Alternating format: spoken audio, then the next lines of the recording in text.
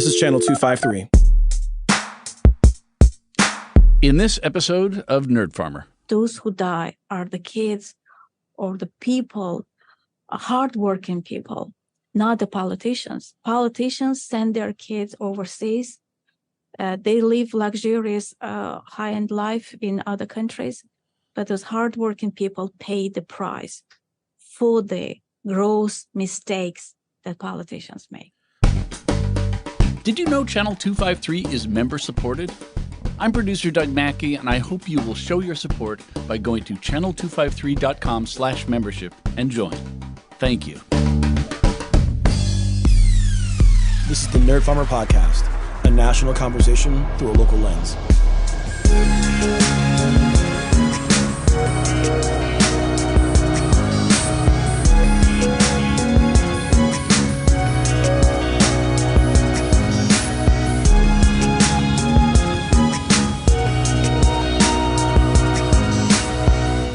Welcome to the Nerd Farmer Podcast, brought to you by our friends at the Great Washington Shakeout.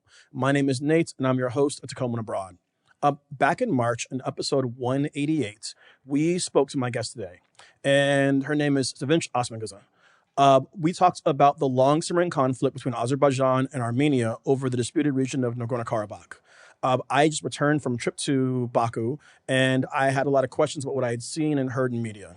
And so on September 19th, when the conflict flared back up, I had my eyes on the situation. And this weekend, I reached back out to Sevinc. And so I'm really excited to talk to her today. She's a journalist, a media personality, and author, and hosts a daily TV show giving news back to people in Azerbaijan. She's arguably the most popular Azeri journalist working outside the country. And in 2022, she was declared a traitor by the ruling party in Baku, the YAP. She's one of the most critical and courageous voices of dissent in broadcasting about the government of Azerbaijan, and I'm really excited to have her back on the show. So welcome. How are you? Thank you very much. Thank you I'm good. I'm good, surviving. I have learned so much from you in March that I wanted to basically kind of do a rundown of what I've been told from Western media and see how that squares with your experience. Because what's fascinating about you is that you are an Azeri, but you are a dissident voice against the regime that we don't hear very often because there's not a large Azeri diaspora. And so your voice is actually really fascinating in this conversation because we have lots of members of the Armenian diaspora talking about what's happening. Like I've heard interviews with multiple Armenian nationals who are in Yerevan and elsewhere, but we don't hear Azeri voices. And so I'm really excited to learn from you on this. Absolutely, sure.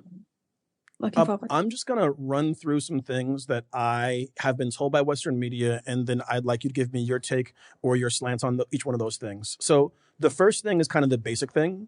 The region of Nagorno-Karabakh is recognized to be a territory of Azerbaijan by the international community, and it lies within the borders of Azerbaijan. That is correct? Absolutely, yes. Okay. But there's been multiple wars over the region, with the Azeris getting the better of the last one. Could you talk a bit about your perspective on the most recent couple of conflicts over this region? Well, basically, since the dissolution of the Soviet Union, there were two wars. First Karabakh War, won by Armenia. Huge influx of over 1 million refugees from Armenia and Karabakh. Second Karabakh War, First Karabakh War was in 1990s.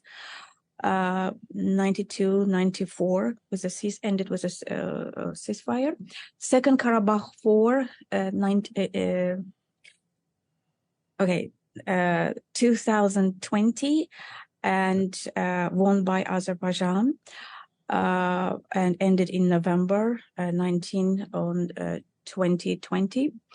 And most recently, we had a military operation on September 19 by the Azerbaijani forces, which many international observers believe is the end to the Nagorno-Karabakh conflict as we know it.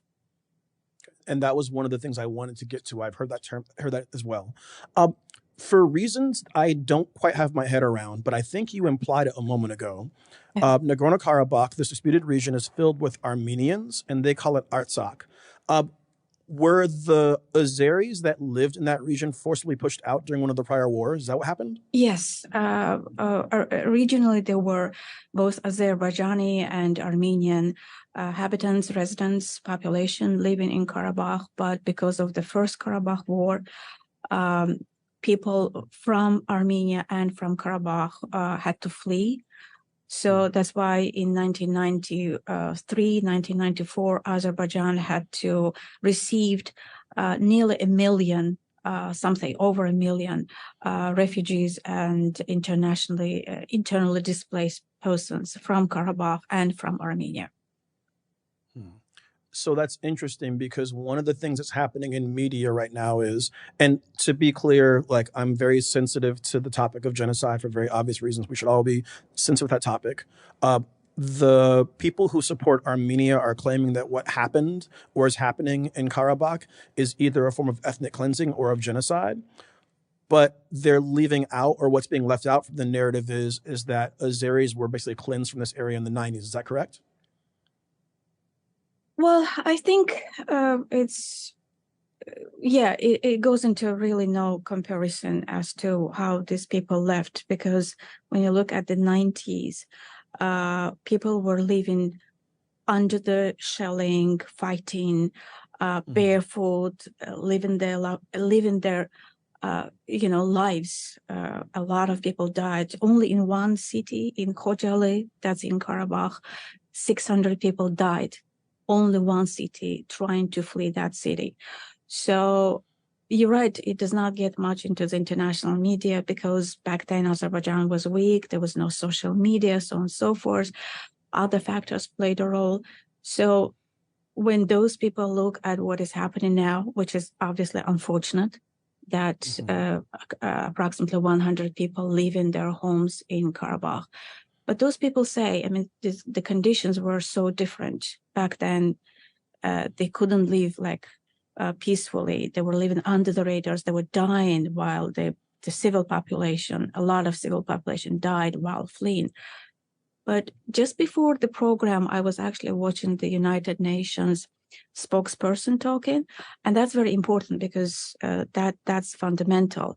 That's UN speaking, and they said that their mission was to Karabakh, although it was a one-day mission, but they saw no damage to civil infrastructure, like no hospitals, no schools damaged, no houses damaged. So that's important, and that was not the case in 1990s when Azerbaijani refugees were fleeing.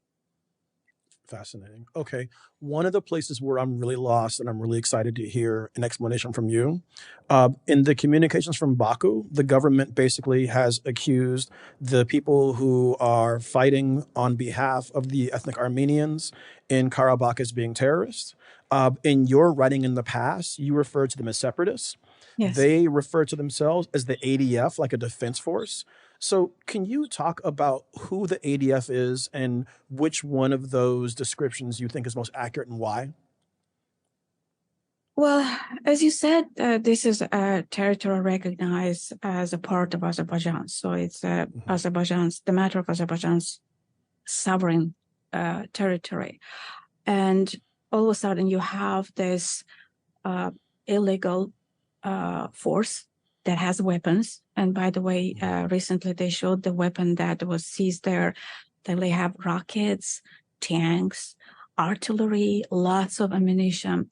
So imagine these weaponry has been built in the territory of a sovereign country that says that I do not want to be your part, that I'm a separatist. So that's why I refer to them as a separatist. I would even say armed separatists, because that came as a shock to myself too, because, we used to hear that Pashinyan, democratically elected leader of Armenia, kept saying that there is no Armenian army. But what we see now is a large amount of weaponry there. So what happened is that it's interesting to observe is that neither Azerbaijan nor Armenia are going into detail as to how those weapons actually ended there. Now, you refer to international media. I haven't seen a single international media who would question that, because that is fundamental. That's where the conflict lays. That's the gist of the conflict. My guess is that these are Russian-made weapons. The Russians supplied them. Either they gave them for free or sold them, maybe both, partial. But Russia is behind those weapons to those separatist forces. And you see, the moment the Russians say that we are not going to support because we have our own feud, our own fight with Pashinyan government in Armenia, those people are already leaving their homes. So their hope was for those Russian army, and Russian army was supplying them with those weapons against Azerbaijan. Yeah. This is the part where last time we spoke, my brain started to collapse on itself. So I want to make sure I have this kind of figured out. So when the last Karabakh war, no, it's complicated. When the last Karabakh war happened, the Russians basically came in as a peacekeeping force. But you described it more as an occupying force because basically they have no intention of ever leaving, correct? Yes. Well, yeah, it's hard to, yeah, go ahead. Well, no. Go ahead and cook. I want to hear this, please. Well, Russians and peacekeeper in one sentence does not make sense. There are rather peacekeepers than peacekeepers. Whenever Russian peacekeeper enters your land, they never leave voluntarily. They're not there to observe peace or help peace. They're there to hinder peace, to rule you, to run you. And Karabakh was not an exception. What happened is after Russia wanted its forces in Azerbaijan for 3 decades. That was what they wanted from the very beginning. And I believe and when the Second Karabakh War ended, Russian peacekeepers entered the region within a couple of hours when people of Azerbaijan were asleep.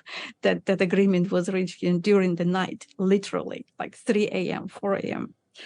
Within hours, they entered the region. They said that first it was supposed to be 1960 soldiers. Then it turned out to be 5,000. Then some people were talking about 10,000. I don't know the exact number. So they were not from the beginning there to protect local population. That was Russia's way of keeping Azerbaijan under control. I just have to say, you had a pun in there. They're not peacekeepers, they're peacekeepers. And that's poetry there. No, I fully believe that it's true. One of the points that's been made in media is that the people in Karabakh, the ethnic Armenians there, have been under basically a military blockade and have not been able to get food or supplies in for months. Is that what is your take on that? Well, I regret that. I know that Azerbaijan, the official Azerbaijan says that there was no blockade. But I believe that there were some problems going on for almost 9 months. I really don't understand what was the reason for that. And I do believe that, again, it was playing into hands of Russia. Russia was trying to solve its own issues with Armenia, with Pashinyan government, with the democratically elected government. And they wanted to put pressure on it that, if I'm not there, this is what's going to happen to you. You will be starved to death. I think it was wrong. And you're talking about Russia trying to put pressure on Armenia. And one of the things I've pieced together, and again, tell me if I'm wrong here, is that Armenia basically made a token gesture or a more meaningful gesture of aid to Ukraine. And then that basically infuriated Russia. And so what I'm being told in Western media is yes. Armenia made a gesture of support to Ukraine that upset the Russians. And then the Russians basically gave the green light to the Azeris to basically go into Karabakh, which they had wanted to do for a long period of time.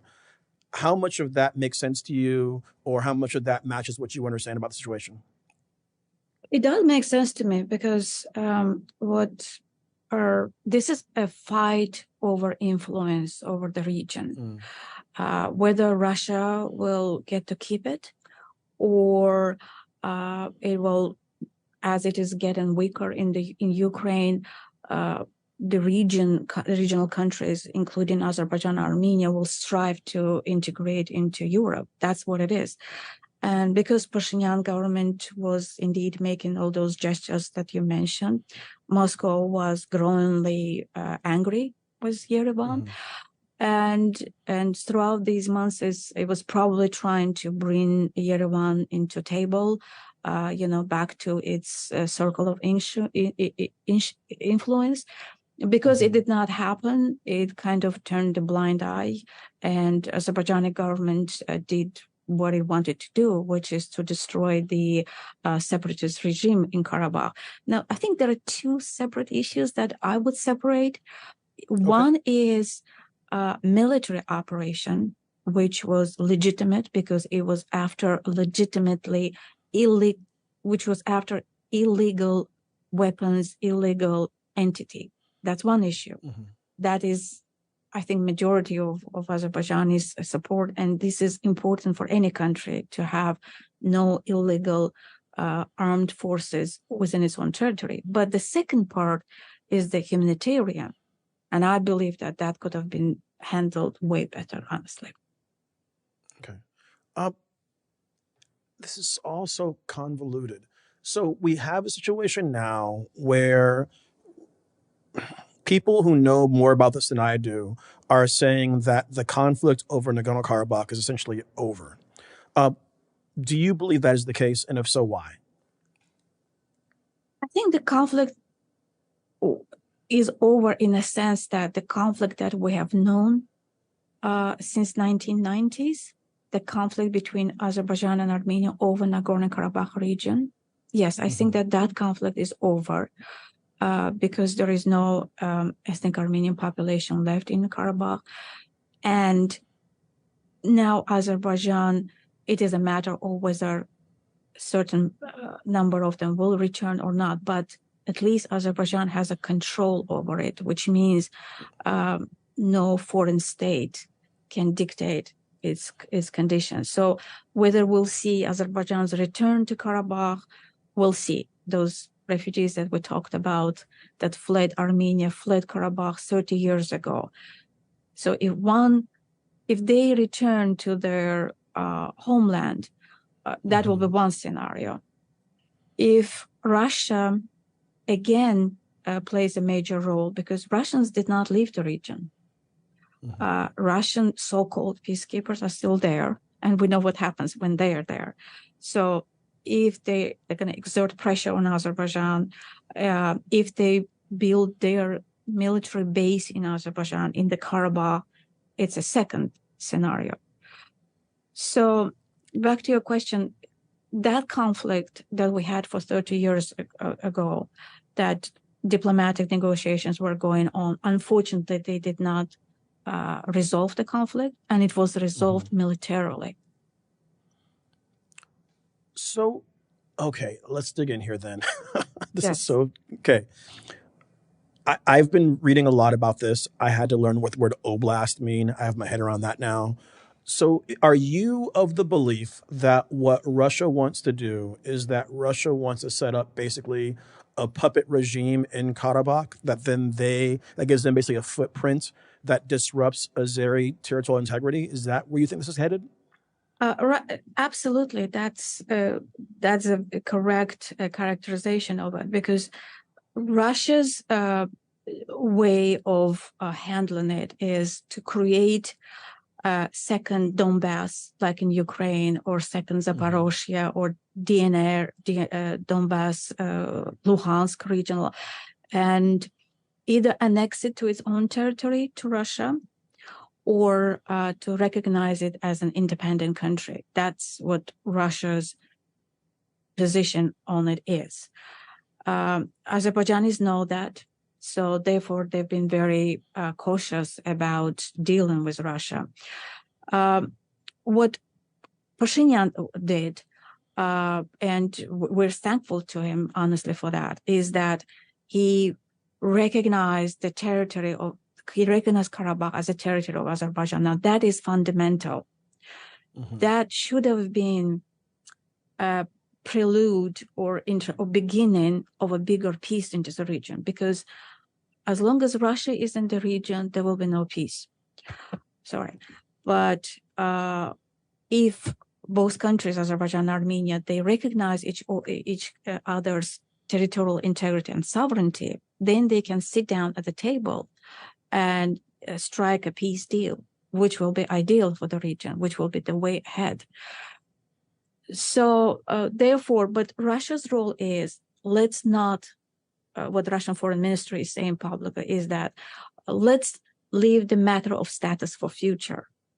It does not mean that we are not we're against any separatism, etc. They're just saying that let's not deal with it now, because they are distracted with Ukraine, so on and so forth.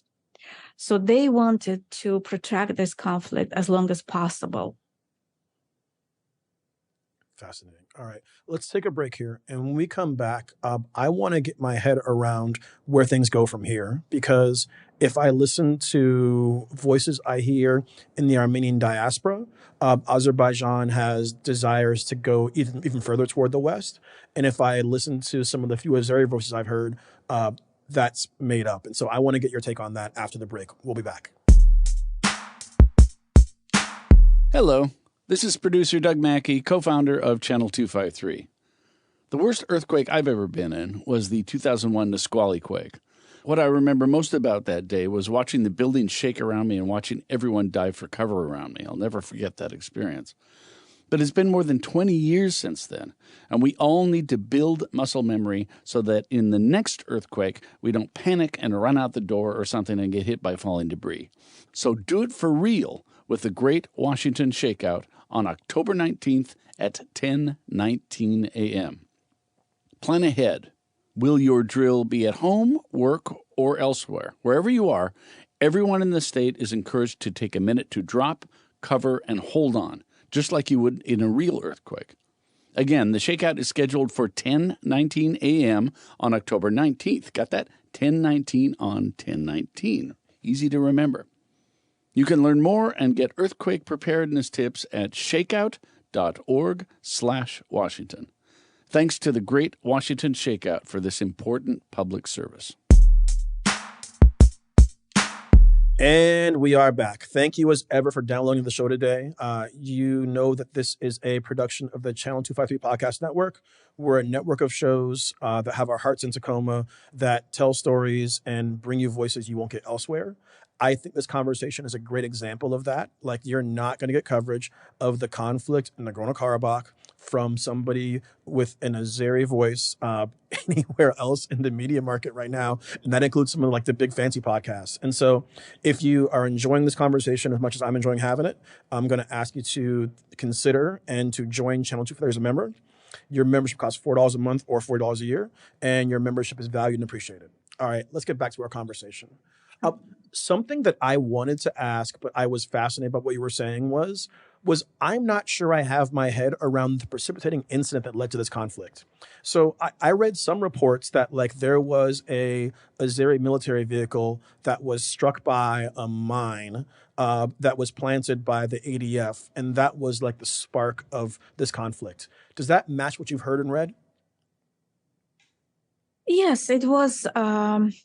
This is how it started, but let's bear in mind that these incidents were going on for quite a long time, with incidents with mine, explosion, shooting, ceasefire violation. So I wouldn't consider this like the beginning of the current phase, because I think the beginning was when basically the separatist regime was given an ultimatum to surrender their weapons, and they just ignored it. So it became a beginning of a new phase, that they will not voluntarily surrender. You know me, I've always been trying to see like the peaceful solution to issues. Absolutely. But for 30 years, they've been building all these weapons, all this military, issuing ultimatums to Baku, so on and so forth. I really doubt whether they would ever surrender voluntarily, peacefully. So whether this 19th September attack or operation was necessary, I don't know, but it worked. So those weapons that have been there for years, now finally they're disarmed, and they signed an agreement that they will completely disarm, completely dissolve themselves by January 1st next year. So yes. Sorry, go ahead. No, please. Yeah, I mean, just on one hand, it is unfortunate that it was done by militarily. But on the other hand, 30 years, those OSCE Minsk group co-chairs were going to the region, endless negotiations, nothing was being resolved. And in a matter of less than 1 day, 23 hours, the separatist regime dissolves itself. So it is something. Okay. So the ADF has dissolved itself and disarmed.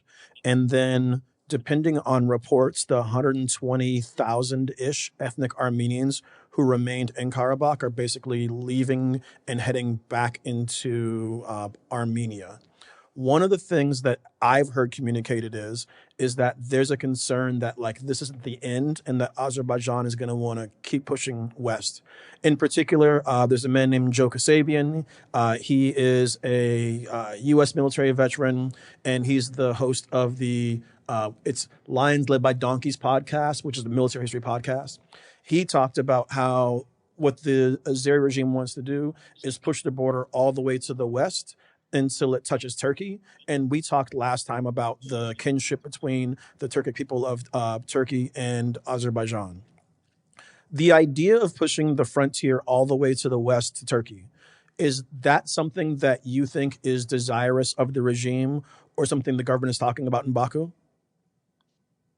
Well, there is a lot of populism, rhetoric for local audience plays a role.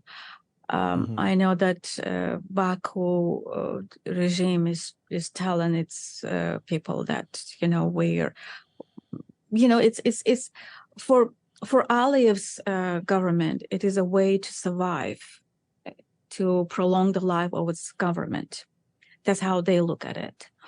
When you cannot give your country, your people, democracy or elections or free court system, judiciary, so on and so forth, what is that you're going to compensate? You're going to tell them that, we're going to give you Zengezur or Tsunikh, as Armenians refer to it, or we're going to give you Karabakh, we're going to give you stars and the moon, so on and so forth. So I believe that rhetoric was taken serious by the Armenian side, and they should. Why wouldn't they? That the neighboring countries' leader is talking that we're gonna return Zengezur, but actually, Ilham Aliyev himself corrected himself. He said that I did not mean by military way.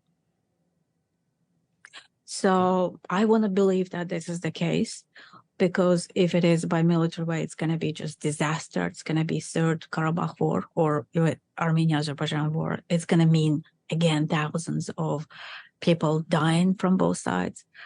But I want to believe that, and that's what Turkish experts are also telling me, is that they're looking at some kind of a dialogue. Because indeed, if we look at the history, those Zengezur area, it was indeed part of Armenia, was Azerbaijan's 100 years ago. So I think, and I'm hopeful, that what they're talking about is by some kind of a dialogue when Azerbaijan Armenia can strike a deal that, the population can visit each other, visit their homes, their graves of their ancestors, so on and so forth. But I know that there is also a scare or fear that, it can be done by military ways. But let me also, one more point. Sure. When the agreement was achieved in 2020, 19th November, by Russia, Azerbaijan, and Armenia, there was a point saying that there should be a corridor, Zengezur corridor, in Armenia. So right now we have Lachen corridor, which was immediately opened, but Zangezur corridor 3 years later still not there. So that's what we're talking about. If Armenian government agrees to open that corridor, if they strike some kind of a deal between Baku and Yerevan, then there is no reason to be worried.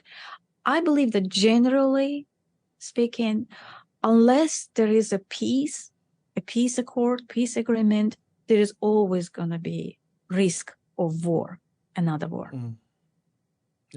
Well, and these people groups have been interconnected and intertwined as long as humanity has been around. One of the things I'm struck by is I have to do like geography teacher right now. Mm-hmm. So Azerbaijan exists, but then there's an enclave of Azerbaijan. Is it Nakhchivan? Nakhchivan? How do you pronounce that? Nakhchivan, correct, yes. Okay. So Nakhchivan is this enclave of Azerbaijan that basically is on the far side of the main territory of Armenia. And so like these states are almost perforated where like the other population lives there. And these disputes have been going on for generations. I guess one of the questions this leads me to is that the Armenians were able to defeat Azerbaijan in the war in the 90s. Azerbaijan soundly defeated the Armenian military. Azerbaijan soundly defeated the separatists this time around. And one of the reasons why the prime minister in Armenia is in trouble is that he is not responding the way some citizens want him to do, because I think that he understands that he cannot lick the current iteration of the Azeri military. How did this reversal of fortunes happen that since the 90s, Azerbaijan has become so much more stronger militarily? When you look at the map, you'll see that the Nakhchivan part that you mentioned is kind of cut out from the Azerbaijani proper. And right now, in order to go to Nakhchivan, you have to take a flight, which is not cheap. So there is no carway or motor traffic there. There's no railway directly from Azerbaijan proper to Nakhchivan. So that's why opening this Zangezur corridor is important for Azerbaijan. Now, even though, 30 years ago, Azerbaijan lost because it didn't have strong army, because back then Russia used Armenia to punish Azerbaijan, because back then Azerbaijan had a democratically elected government of President Elchibay. So what Russia did, Russia supported Armenia. Actually, Azerbaijan did not lose this war to Armenia. Azerbaijan lost this war to Russia because they were, Russia supported, Russia's weaponry was involved in the First Karabakh War. So now it is the other way around. Russia is using Azerbaijan to punish democratically elected government in Armenia. It's like a vicious circle. So that's why I'm saying that unless Russia is out of the region, there will be no peace in Southern Caucasus, whether it's Georgia or Armenia or Azerbaijan. But yeah, for 30 years in Azerbaijan, people dreamed about going back to their homeland. And, even the young people that were born after the First Karabakh War, they've never seen Karabakh. They still wanted to be back. And when Second Karabakh War was announced, started, those people, the youngsters, the millennials that were born and never seen Karabakh, they went and they did fight. So it's been there. It's, that's why it's important that there is a peace there. I'm really relieved to see the UN report that there was no damage to infrastructure, that those people who left Karabakh this time, they were not fleeing to save their lives like Azerbaijanis did 30 years ago, because it's important. If you want, you don't want animosity or, hatred. You want people to live. And I believe that Azerbaijan perhaps should come up with some kind of a plan to even maybe pay some compensation for the homes. I know they did not do to our refugees, but see what happened 30 years after another war. So you don't want the repeat of that. No, and it's interesting because there are these moments when you can tell you're being propagandized by media. And I was watching a news report, and it was showing that basically these Christian artifacts that exist in Nagorno-Karabakh were being torn down, and that was kind of pushing the ethnic cleansing metaphor or narrative. But like you just kind of implied there, what they're not talking about is the reverse process happened in the 1990s, and a bunch of the artifacts that were Islamic in the same territory were taken down. Which brings me, I think, to my second to last question. The Armenians refer to the area where Nagorno-Karabakh is and the area around it as Artsakh. And so there's this vision they have of claiming not only this territory of Nagorno-Karabakh, but also the surrounding kind of area and territory.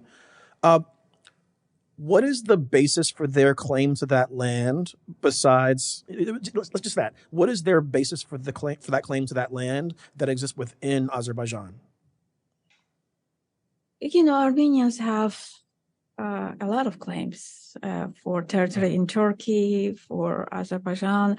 I don't know what about this claim, but in the end of the Second Karabakh War, Armenians occupied not only Karabakh, but also the adjacent regions. So 7 regions of Azerbaijan were under occupation for 30 years. But then, yes, in the end of Second Karabakh War, those adjacent regions were freed. Only the parts of Karabakh was left under the control of the so-called Artsakh. So I think those claims are not really healthy. Even if they're made by Azerbaijan for territories that was there like 100 years ago, they're not healthy. We do have what we have. People want jobs. People want to live their lives. Why should 18 years old be dying in the war? From both sides, really. So I think those kind of narratives that, our historic lands, we're going to go back. What we really need to see to look ahead of us rather than to the back. Whatever happened, happened. I myself lost my family member, my beloved father in this war. He himself in 1992 was flying as a part of international mission to Karabakh to help refugees, to people. It was end of the story for me. My life changed completely. I don't want other people to go through that. So it's important that, healthy people, healthy thinking, rational people in both sides understand that what really you need is not extra, kilometers or miles of land. If to live happily in the land that you are and turn that place, that land into a paradise, to give the best to your future, to your kids, to your future generations. Believe me, it's not just rhetoric. I really believe that. And when I see those politicians who are milking, these opportunities, 100 years ago, this and that happened. Those people never leave their monitors, their computers. It's not their kids who go and die in the war. Look, on both sides, Azerbaijan, Armenia, those who die are the kids or the people, hardworking people, not the politicians. Politicians send their kids overseas. They live luxurious, high-end life in other countries, but those hardworking people pay the price for the gross mistakes that politicians make. That's so well said. Thank you for that. My final question is this. So in both of our conversations, you talked about the role of Russia in this region as basically fomenting mutual agitation between the two states. And you say that peace cannot really exist until Russia withdraws from the region.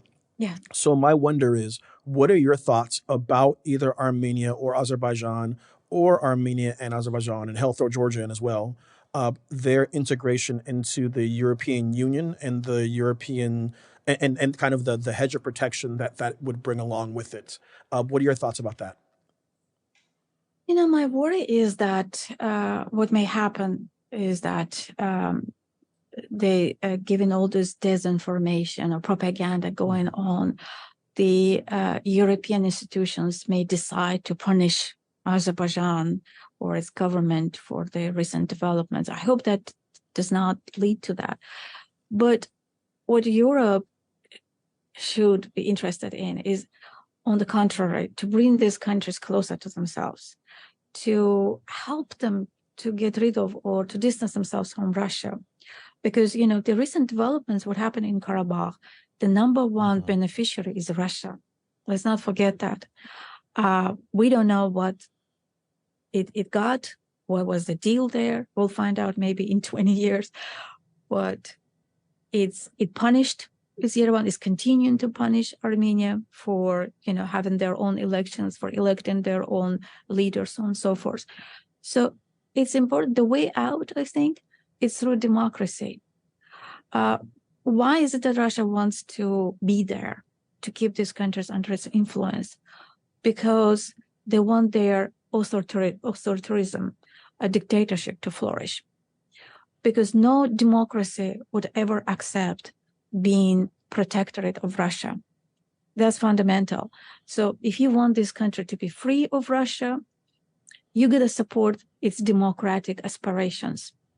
So, Azerbaijan, it's very important that Azerbaijan gets its own elections, elects its own government. Look what government we have in Azerbaijan. For 50 years, government